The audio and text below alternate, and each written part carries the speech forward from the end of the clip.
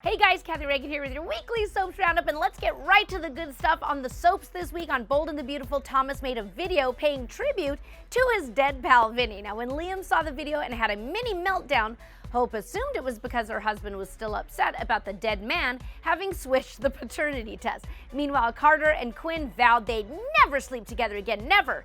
And then guess what? They immediately did, of course. Now, they also swore they would keep what had happened to themselves. So, of course, then Quinn immediately told Shauna, bad move. Well, no one said these people are smart. Unfortunately, Eric walked in just in time to hear his wife say she'd done something that could destroy their marriage.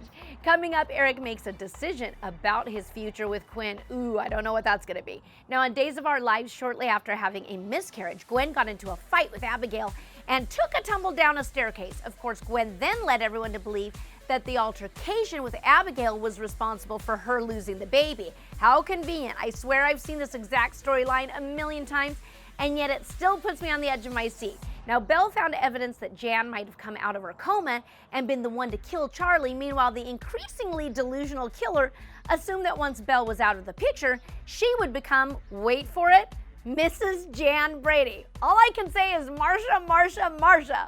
Well, slipping into her Kate mask, because who doesn't have a mask of someone else's face laying around the house, right? Kristen dumped a shell-shocked Jake, and Tripp got one heck of a surprise when he saw Allie locking lips with Chanel. Coming up, Jake and Gabi are about to get one heck of a shock when they hear what Kate has to say. Now, over on General Hospital, Jason escaped from the hospital, but not before rescuing Britt from Cyrus's men and taking a bullet. Wow, that's quite a productive day. Meanwhile, Cameron was arrested for the shooting before Jordan found a video that proved that someone else had pulled the trigger.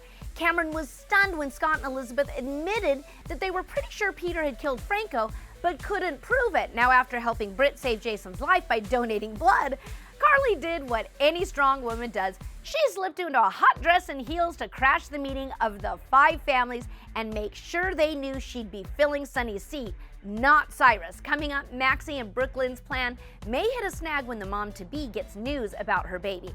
Finally, on The Young and the Restless, well, Nick located Adam in the soap's favorite go-to location, yes, Kansas, only for them to be trapped in a storm cellar by a tornado. Ah, the Tin Man and the Cowardly Lion together. All we're missing is Toto, you guys. Well, the men eventually struck a deal while trying to escape, with Nick agreeing to help his brother clear his name if Adam helped save Faith's life. Sounds like a fair trade to me. Now, already suspecting that Adam wasn't guilty, Ray told Nick he'd hold off on taking any action until they all knew Faith was going to be okay. Victor warned Chelsea that he would take Connor away from her unless she cleared Adam's name. Meanwhile, Jack offered to throw Kyle and Summer an engagement party. It's about time we had a happy occasion and a good party scene on the show. And coming up, Sharon has to decide whether or not she wants to stay married to Ray. Seems more like he should be the one making that decision, but hey, that's just me. Thanks for watching, guys. We'll see you next time on the Weekly Soaps Roundup.